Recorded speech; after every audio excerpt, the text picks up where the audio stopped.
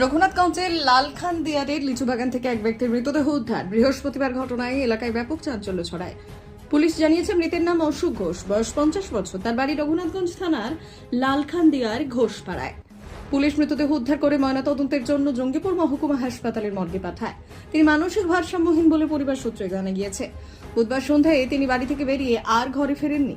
এদিন সকালে তাকে লালখানদিয়ার ব্যারেজপাড়া লিচু বাগানে মৃত অবস্থায় পড়ে থাকতে দেখেন এলাকাবাসীরা। যদিও গাছে একটি দড়ি ঝুলছিল, তিনি গলায় দড়ির ফাঁস লাগিয়ে আত্মঘাতী হন, কিন্তু পরে দড়ি ছিঁড়ে নিচে পড়ে যান বলে স্থানীয়দের অনুমান। ঘটনা তদন্ত শুরু করেছে পুলিশ। মানে রাত থেকে আপনারা খুঁজে পাচ্ছেন না? রাত থেকে খুঁজে পাচ্ছিলাম না, খুঁজি খুব করেছি। ওই 7-8টার দিকে বাড়ি থেকে বেরিয়ে গেছে। এখন কোথায় পেলেন? এখন আমি লিচুর বাগানে পেলাম, মানে সারা রাত্রি খোঁজার পর খুঁজের পর এখন পেলাম। আপনার নাম? আমার নাম পিন্টু ঘোষ। হয়েছিল ওর সঙ্গে? ওই বেনিস্টার। আজকে দেখছি যে আমরা এসে সূত্রে খবর পেলাম কি এখানে দেখে একটা আম বাগানে তার দেহ পড়ে রয়েছে, কিন্তু পরিবার খুঁজে পাচ্ছিল না। এই নিয়ে কি বলবেন? না, আমরা খুব খুঁজেছি কিন্তু পাইনি।